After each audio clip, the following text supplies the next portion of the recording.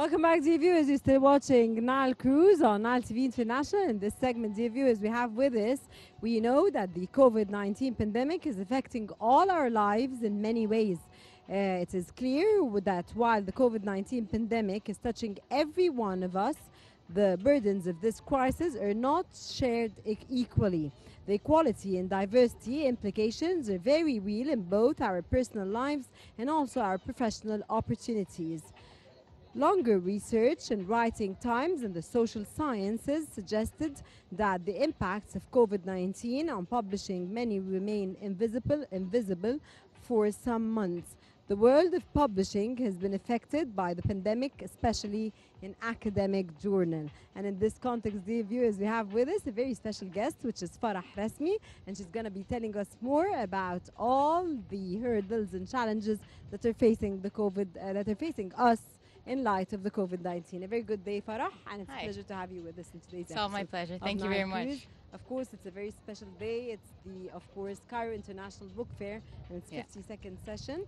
And I want to start asking you, you are an editor in the Arab Media and Society, which is primary resource for media research in the region. Yeah. The journal, published biannual online and in print, offers peer reviewing research and analysis on a wide array of topics. Did the topics of research and the pace of publishing differ due to the pandemic? They didn't exactly differ. It actually gave us an opportunity to talk specifically on what's been happening in the world, especially in the Arab world in the pandemic. So we've recently had issues on media and science, and then media and health. We're working on the media and health issue right now. And we received a lot of research from the Arab world around the effect of the pandemic on social media, on media in general, on academics. There's been a lot of research being done around this topic, and in that way we've been truly keeping up with the times, trying to publish the most recent research on the pandemic. Okay, of course the pandemic must have dominated your research topics in your journal. Truly. How did you observe that? All academia has been affected by the pandemic. There's not really a sector in academia that hasn't been affected in terms of grabbing the intellectual attention of a lot of academics.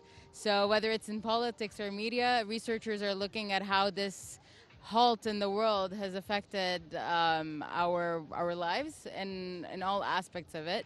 So whether it's in media, how the media has had to transform and deal with the speed of the events that had been taking place, the idea that there wasn't a lot of information, a lot of it was inaccurate.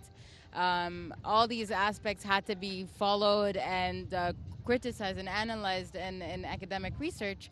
So we've had people from all over the world specifically interested in how the Arab world has dealt with it. And so we've had a flood of articles on it, and we've even had articles coming from Malaysia about the Arab world, and it's been really, really interesting receiving these papers. Farah, you discussed the Arab world in general.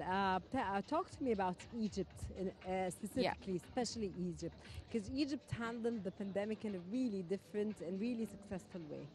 There's been specific research on Egypt and how the youth had adapted to the COVID-19 pandemic. There's been research on how the media handled the topic in Egypt and how they were able to cover different aspects of news throughout the lockdown and afterwards. We actually had the third Arab Science Journalism Forum last week, and we had journalists from all over Egypt and even cinematographers talking about how they had to cover health and science during the pandemic. So people had to learn to adapt to new technologies in Egypt, and that was the biggest thing, where like a huge sector of society has had to stay at home as they did everywhere else in the world. But because we were fortunate enough to have the rules a bit more relaxed, we didn't have to suffer as much mentally, and we were able to adapt to the changing circumstances a lot easier than a lot of other countries, which shows in the data as well. Okay. Of course, the pandemic must have dominated your researches in the journal, and the Arab Media Society website procedures and diverse content examining media and life in the Arab region. This includes reporting, analysis, interviews, reviews of books, conferences, and films, of course, a podcast, and more. Tell us more about that. So, Arab Media and Society is mainly an academic journal where we've been recognized internationally as a Q2 journal in literature and communication, in a lot of different aspects of media studies. But we also publish interviews, as you've mentioned, reviews of books that came out. We're just about to publish a review on the most recent handbook on Arab media. So that is a really good piece of scholarship that covers all countries of the Arab world with the exception of two countries. But they did like every chapter covers a country, or like even some countries like Egypt got 3 chapters. So we're just about to publish a review on that, which is very interesting. It's the first of its kind. So this is a huge step for media in the region. And we're also working on launching our podcast again, which will cover contemporary Egypt and the handbook on Arab media. So we're working on that. We've also been publishing interviews with a lot of scholars around the world. So we've had Rami Khouri from Lebanon, I believe. We've been publishing our newsletter, which also has a section which has an Ask the Experts section. So we talk to scholars from all over the world about whatever topic is meaningful in those 2 weeks. We've talked about the Capitol attack earlier this year. We've talked about Palestine. We've talked about a lot of different topics that affect our region one way or another. We've interviewed Dr. Sahar Khamis about politics and how they affect Arabs in the United States. So we covered diaspora as well. That's kind of what we've been doing. And definitely the pandemic has been a huge part of it, just by virtue of it being a huge part of our lives. Okay, the journal has operated as a hybrid publication. Did this help the journal to survive in times of the pandemic? Yes, so our journal is a bilingual journal, and it is English also and Arabic, it's or? English and Arabic, and it allows for publication online and in print.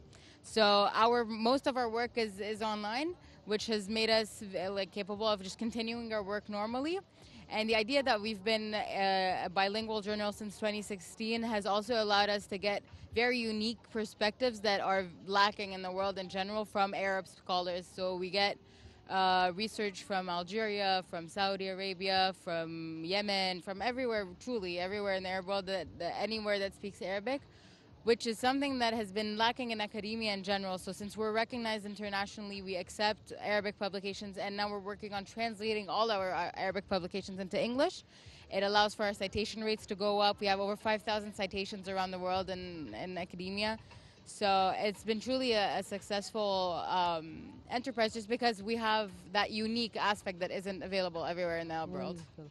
Did the pandemic have any positive effects on the research and the online publishing in our world? It's been positive in the sense that there's a lot of new ideas that are coming out. A lot of people have time to do their research, but there's also limitations because a lot of our research usually relies on field research. The human perspective of our research is very important. So the idea that scholars couldn't travel, couldn't necessarily conduct one-on-one research, semi-formal interviews in general, that's a bit limiting. So a lot of scholars have had to rely on surveys, questionnaires online and things like that. So that's a bit limiting. But in terms of just the host of ideas that came out of it has been very positive. Just a lot of people are looking at even academia in general in a new way. Okay. Do you expect printing books and journals to survive in the coming years? This is a big debate in general, and there's been strides to digitalize everything, and I think it's still going to remain important to have the hybrid model in terms of like having print, because a lot of people, as we see here, very clearly still love having a physical book to read. I personally have a lot of books ebooks and then the same exact copy in print, just because it's what avid readers usually like. So journals tend to have them in print in general around the world, which is a very useful thing, especially for scholars who read all the time. You get very exhausted from the screen eventually, but it's practical to have it everywhere as well online, right? But I do think that digitalizing is gonna take a whole other world in the Yes. coming years. Why do you think that digitizing is going to take us to another different level where TV is not going to be very important? Many things are not going to be as important as digital life. I think that the idea is the physicality of the TV might not be like having a physical like TV cable channel might not be as important, but the idea of having reliable reporters, good media outlets, people you can trust, this is something that's going to be a lot more important in the coming years, just because the last few years trust has been eroded. A lot of people don't know who to trust anymore. So if media outlets, digital journalism takes a more focused step on digitalizing and going onto the internet and finding creative ways of monetizing it in order to have like trustworthy news and like good pieces of media, we're gonna be okay. It's just the idea that we have to be very creative. We have to be creative because people are really like they're hungry for actual truth. So it's just up to us to actually be able to provide it, as opposed to just give up on television as a concept, at least. Okay, as a lover of reading, what are your reading preferences and how do you see the Cairo International Book Fair in its 52nd session? Quite frankly, I was super impressed. The fair is incredible. There's people from publishers from all over the world. There's publishers from the Arab world in general. There's publishers from like Eritrea even. Like I was extremely fascinated by that. This was my first time actually being able to come physically, and this was quite incredible. We're midweek, midday, and there's a lot of people, and it's extremely crowded. So that was really nice as a reader to see how many readers there are in the world, because we're always told that there aren't, or there's less. And I think it's just because readers tend to be the quieter ones. It's not because they're lacking.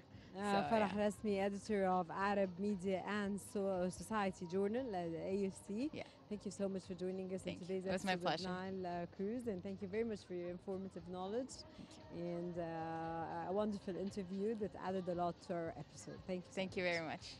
Dear viewers, stay with us. We'll be back again.